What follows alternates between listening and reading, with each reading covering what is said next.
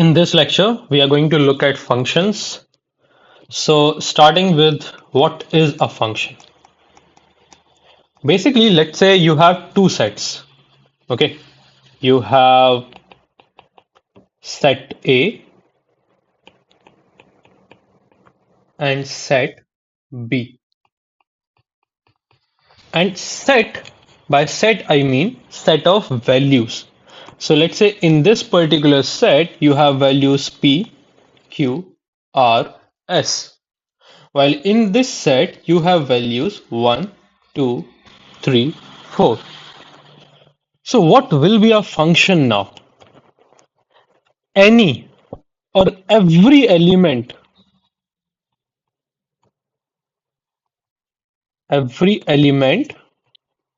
in set A, this P, Q, R, S, these values, which we can also call as domain, okay, should have an unique image in set B. What does that mean? So this is some set of values, that is set A, which we are calling as a domain. Then there is set V, which we are calling as codomain, which has values of 1, 2, 3, 4. Now, if each element of set A is only having one result, that is one value of set B. If that is true, in that case, set A is a function. So let's say if I give P to 1, Q to 2, R 4, S 3. So you see, every element is having just one value as a result. Similarly, if I'll show you another example,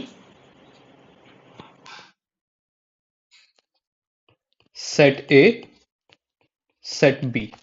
Okay, here also you have P, Q, R, S, and this time you have 1, 2, 3. So P takes 1, Q takes 3, R takes 2, S also takes 3. But again, if you see in this set, PQRS is only taking one value as a result. So let's say if you have a fx function which is ax square plus bx plus c or something like that.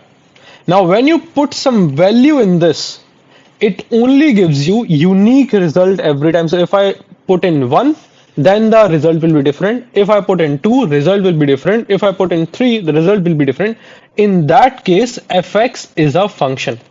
But if I have an example like this, PQRS, and I have another set B, 1, 2, 3. P takes 1, Q takes 2, Q also takes 3, R takes 2, S takes 3. Now see, Q is taking 2 as well as 3. So this is not a function, right? Because Q is having multiple images. Let's see one more thing. This is set A. This is set B. P, Q, R, S, 1, 2, 3. Okay. P takes 1, Q takes 2, R takes 3. What do you think? Is this a function? No. This is not a function. Why is this not a function? Because S does not have an image. And if you remember in the starting only onto the definition, I told you that every element must have a unique image. And here S is not having any image.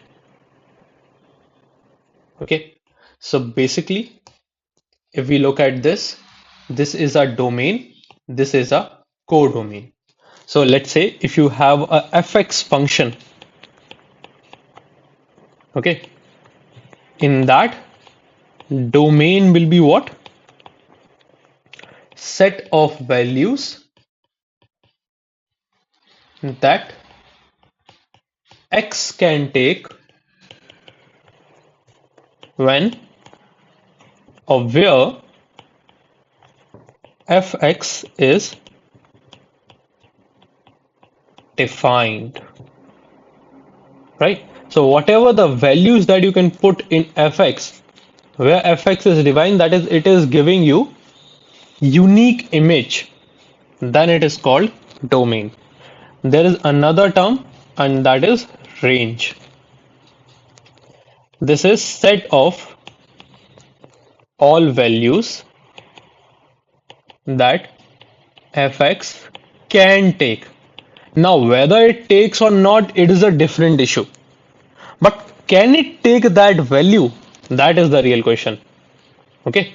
So let's say if I have a set P and a set Q. Okay. This is the example that we are seeing. In this, we have A, B, C, D, and here you have 1, 2, 3, 4. Okay. Now A takes 1, B takes 2, C takes 3, D also takes 3. Is this a function? Let's see. Are all the values of set P taking values? Yes. All the values have some unique image. And are they only taking one image? Yes, A has 1, B has 2, C has 3, D has 3. None of them are having more than one image. So perfect, this is a function. So now let's define what will be the domain. Domain will be all the values of x in this fx function, that is set P. So A, B, C, D, right? We are looking at A, B, C, D. So this will be A, B, C, D over here. What is the range? Range are all the values that it can take, right? So it will be 1, 2, 3, and 4. Okay, all the values that it can take. What is the codomain? The set of values it actually takes, all the image values. So here you can see it takes 1, it takes 2, it takes 3, but it does not take 4. So it will be 1, 2, and 3. Right? This is how you get domain, range, and codomain. Now, some properties. You have something called onto functions, which are also known as surjective function. So either you call them onto functions or you call them surjective function, it is same. What is the condition for this? Condition for this is that range should be equal to codomain. That is the only condition that it has.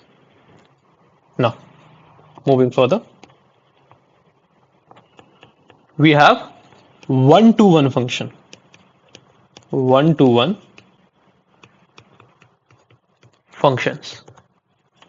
Okay, and this is also known as injective functions. Cool. So basically, as the name suggests, that it is a one-to-one function. So one value in x will give you one value of y. Because earlier we can see that C can have 3, D can also have 3, right? So this is a one many condition, sorry, many one condition, because many values of P are taking one value of Q, that is C and D are taking 3. But in one-to-one, you only have one value of X will give you one value of Y. So for example, if I write, let's say this is a, this is a set B, and we have P, Q, R. and this is 1, 2, 3. So P will have 3, P will have 1, Q will have 3, R will have 2, right? So each value of A is only having one value of B. Is that correct? Got it? Now, let's move further. Let's see 1, 1 and onto function. When you combine them, combine the previous two condition, it is also known as bijective functions. It is also known as bijective functions. So both the conditions should be true in this case. That is, it should be a one-one function, as well as my range should be equals to codomain. So if I see an example, let's say this is A, this is B. So P, Q, R, S, and this is 1, 2, 3, 4. So P is 1, Q is 2, R is 3, S is 4. So 1, 1, right? One value of A is having one value of B, and also it is a onto function, that is range is equals to codomain. So range is 1, 2, 3, 4, 1, 2, 3, 4, all the values it can take, and what are the values that it is actually taking, that is also codomain. So that is also 1, 2, 3 and 4. And that is why, since the range is equals to codomain, so it is a onto function, and since it is already a 1, 1 function, so 1, 1 onto, and that this is called a bijective function. Last one, and that is into functions. Now what is into functions? Understanding into function is pretty simple. The functions that are not onto are into functions. So functions which are not onto, that is, if range is not equals to codomain, then it is a into function. As simple as that. And this is what you need to know about functions. That's all, right? This is about sets. I mean, there is much more to functions, but when we discuss about sets in function, this is all you need to know. So more about functions, we are going to see, like, really important stuff is about to come. So it's not like that the lecture is. So wait for that. Let's see. One property I'll leave you with is that, let's say if you are given a question, okay, in which you are given that number of elements in A is X and number of element in Y is given as B is given as also X. Okay, so set A and set B are having equal number of elements. Then in that case, number of bijections, that is 1, 1 and onto, then they are possible as X factorial. Okay, so this is one trick that I'm leaving you with. In case like you get this in your paper.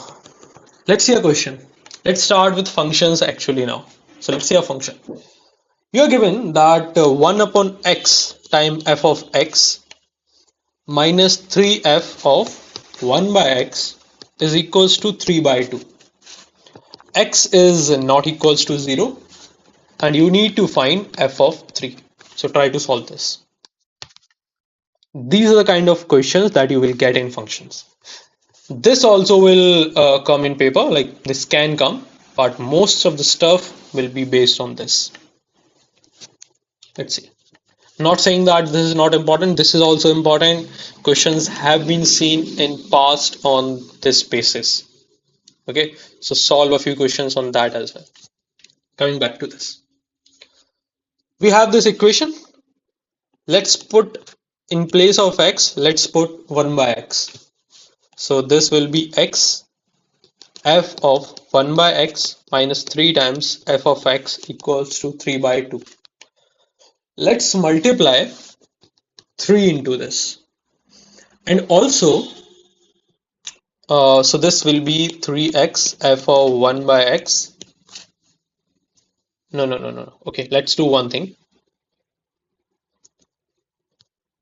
We have, okay, I'm just thinking how can I make it simpler for you. So this is 3 times f of x for you, and let's do one thing. Let's rewrite this equation below. Okay, so but in this format now, 3 times of f of x plus x time of f of 1 by x equals to 3 by 2. Okay, the same equation I have written over here. Now let's do one thing. Let's multiply 3 in this and let's multiply x in this. So what are the equations we will get? The first equation will be 3x f of 1 by x minus 9 times f of x equals to 9 by 2. This other equation will be, this was 1 by x. Yeah, this equation we have written. Okay, let me do one thing.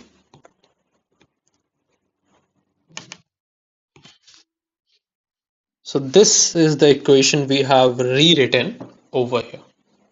Okay, and so this will be 1 by x, something like this. Okay, and this would be x. Sorry for the mishap.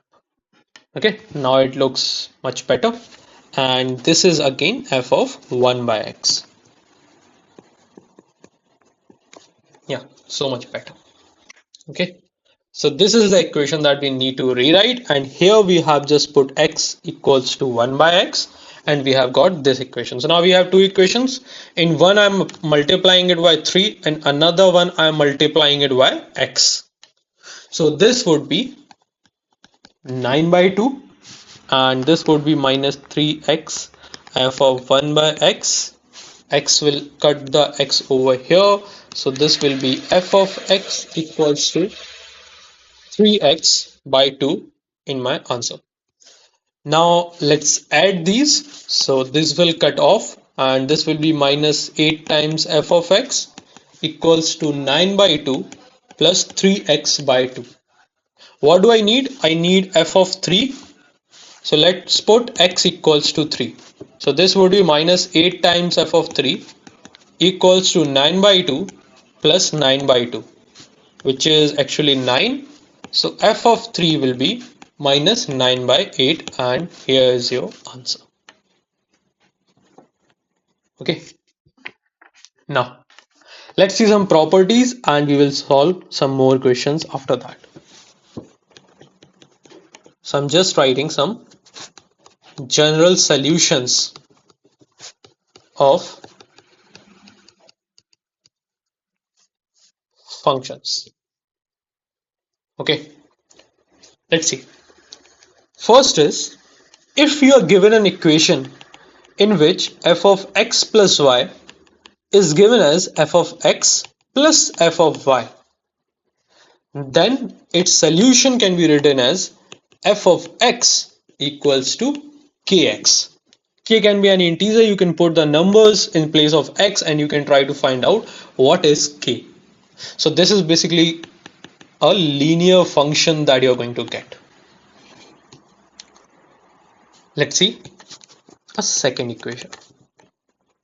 So if you are given f of x plus y equals to f of x multiplied by f of y, then you can rewrite this equation as f of x equals to a to the power x, where a is greater than 0. As you can see, this is an exponential function, right? A graph like this. We will see it in the graph chapter, which is next lecture. So graph we will see in the next lecture. F of xy, if this is given as f of x plus f of y, then your graph or your function can be written as f of x equals to k log x. Okay, so this time it is a logarithmic function. Perfect. Let's see the fourth function. So if I have f of x y equals to f of x multiplied by f of y in my equation, then I'm going to write f of x equals to x to the power n. Okay, and if I have f of x multiplied by f of 1 by x equals to f of x plus f of 1 by x, then it will give me the result as f of x equals to x to the power n plus 1.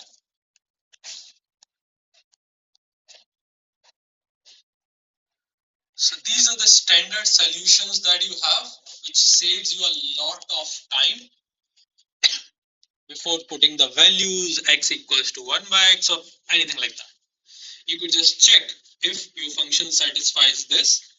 If it does, then you can just directly jump onto the results. Let's see a question. Let's say if fx is a cubic polynomial or just a polynomial,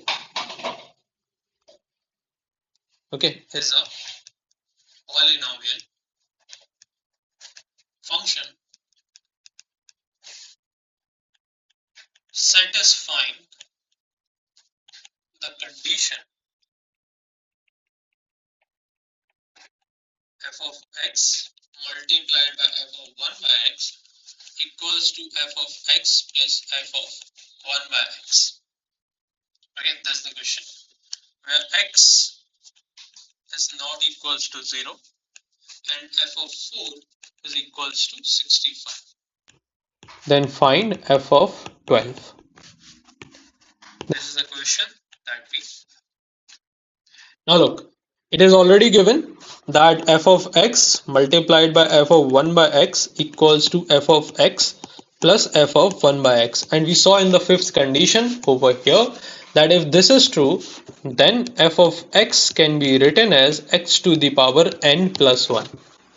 We are already given f of 4 is 65, so that means 65, or that means x to the power 4 plus 1, or 4 to the power n, not x to the power 4, but 4 to the power 1 plus 1, 4 to the power n plus 1 equals to 65. So 4 to the 4 I am putting here.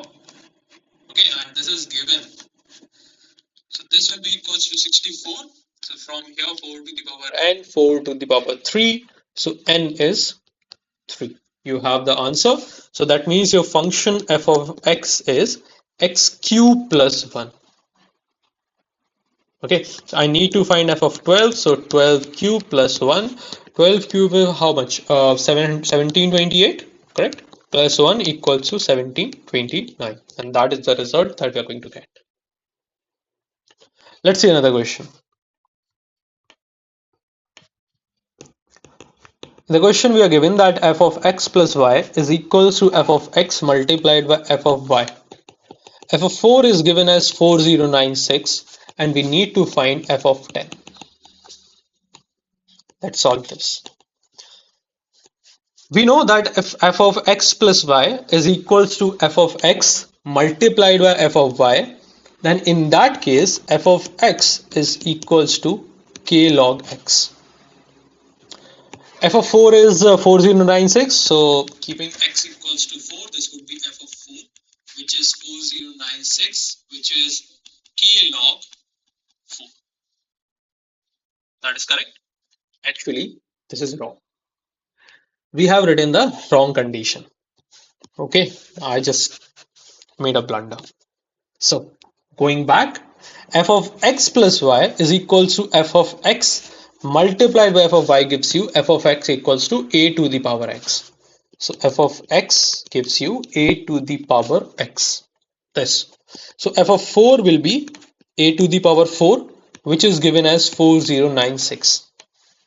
If you really have a look at this, this is basically 8 to the power 4, right? 204822 4096. That is how I got to know that. From here, a is 8. We need to find f of 10. So this would be 10 to the power x or 10 to the power 10. So a is 8. So 8 to the power x, that is 8 to the power 10.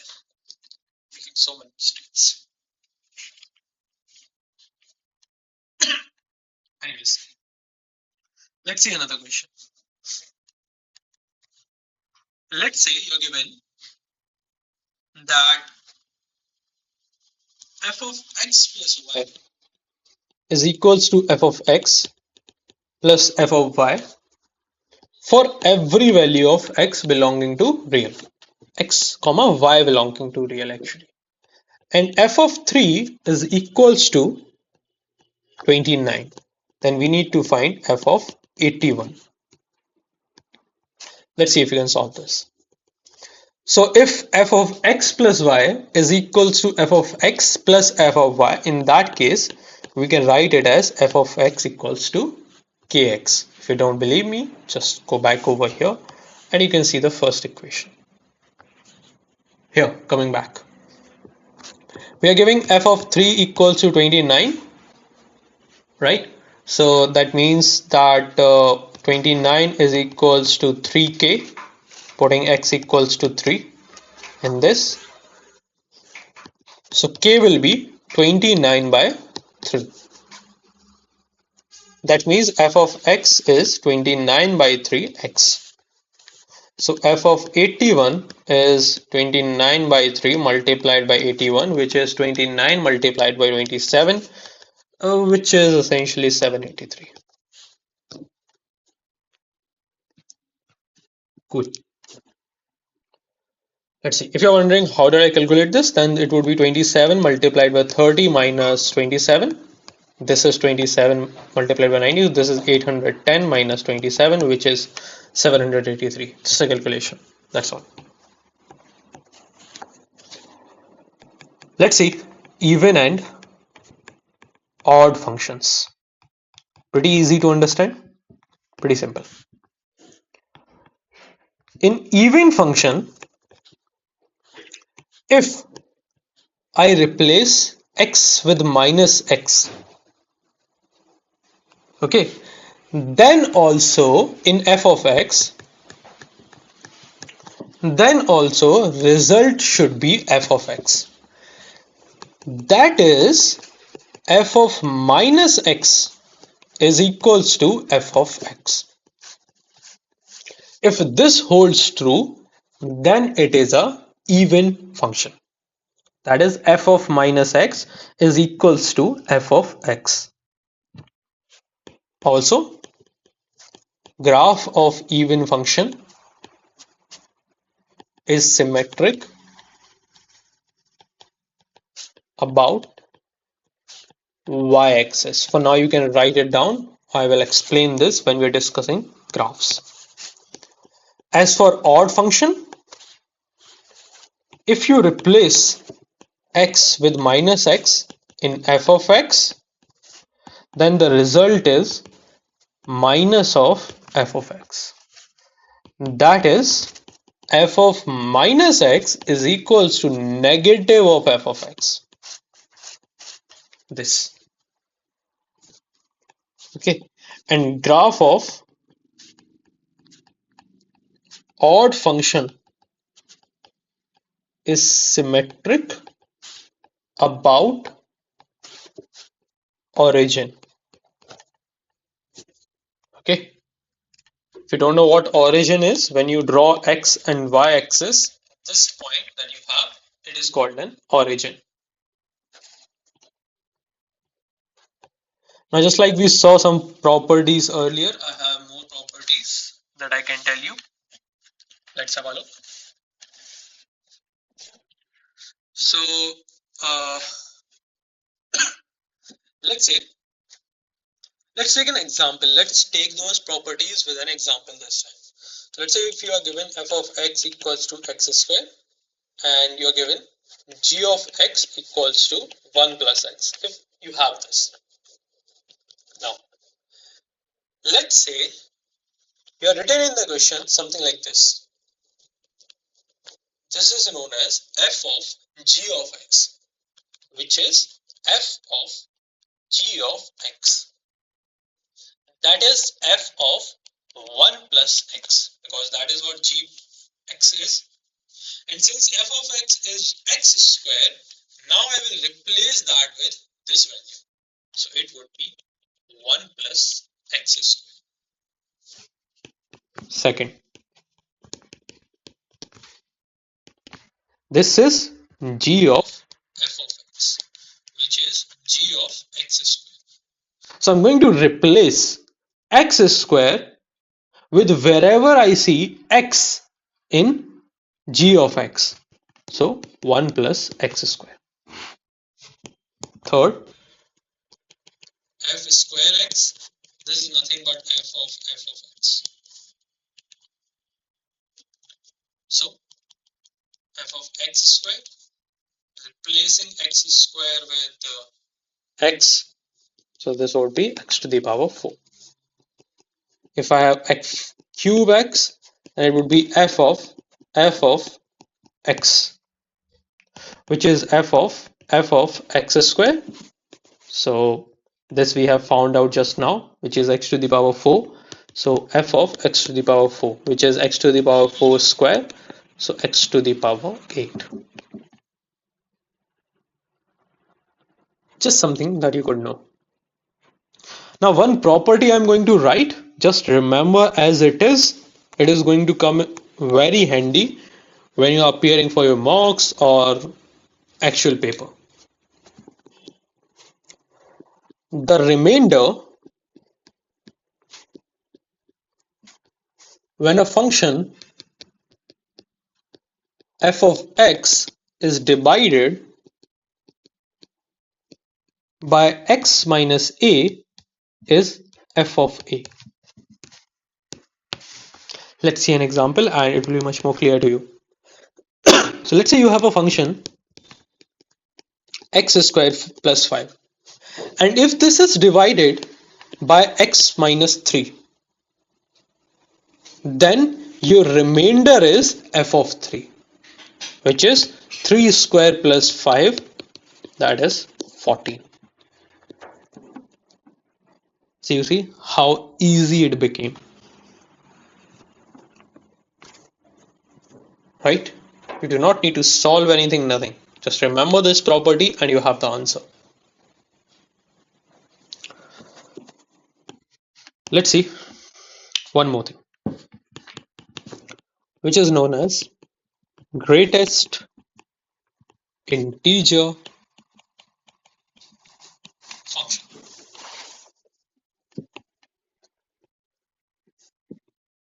Every number that you see, it is made up of two things. One is integer part, another is factorial part. So let's say if I have x equals to 2.5, this is also made up of I plus f, where f is from 0 to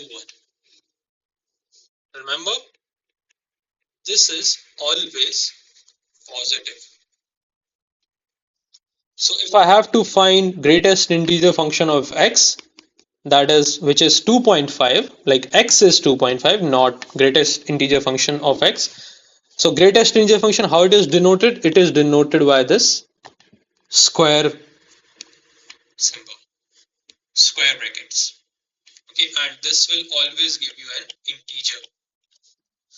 So greatest integer function of 2.5 is 2. Why? Because 2.5 is made up of 2 plus 0.5. Similarly, if I have 3.9 as an example, which is made up of 3 plus 0.9, so if I have to find greatest integer function of 3.9, it will be 3. But let's say if I have a negative value, let's say minus 4.6, then it is not made up of minus 4 minus 0.6. No, as I told you, f is always positive. So this is made up of minus 5 plus zero point 0.4, integer plus vector part. So if I need to find greatest integer function of minus 4.6, it would be minus 5. So this you need to remember. Hope this is very, very clear to you. Let's see one question based on this.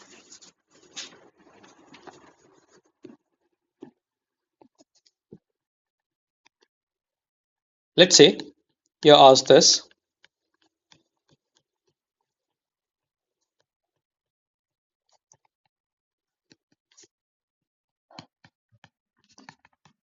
Okay, where this represents greatest integer function. So you need to find this. Let's see. If you look at this is essentially this, right? Because root of 1 is 1 plus. Inside this will be 1 point something, that is 1.414 to be precise. This will be 1.732. And at 4, it will be 2. Then it will be 2 point something, then 2 point something again, till root of 9, where it will be 3, and so on. Since it is till 50, so it will be 7 point something. Correct? Now look. How many times it is 1? It is 3 times. Similarly, if you calculate 2, it is 5 times. 3 times, 5 times. That is 4, 5, 6, 7 and 8. So 5 times. Similarly, 3 will be 7 times. You can calculate. 4 will be 9 times. So you see a series is forming. 5 will be 11 times. And your 6 is going to be 13 times. And 7 is going to be 2 times. Why 2 times? Because 49 and 50. There only you will have 7. So this will be 3 multiplied by 1, 5 multiplied by 2 plus 7 multiplied by 3 plus 9 multiplied by 4 plus 11 multiplied by 5 plus 13 multiplied by 6 plus 7 multiplied by 2, which is basically 3 plus 10 13, 13 21, plus 36 plus 55 plus 78 plus 14, so that makes it 217. That is your answer. And this is how greatest integer functions work. Again, if you have any questions, just drop it in the comment box. Like this video just so that it reaches more and more people and the channel grows. That's all you can do for this video, honestly. And this is all I ask from you. So this is it for today. I'll see you in the next lecture, that is for graphs.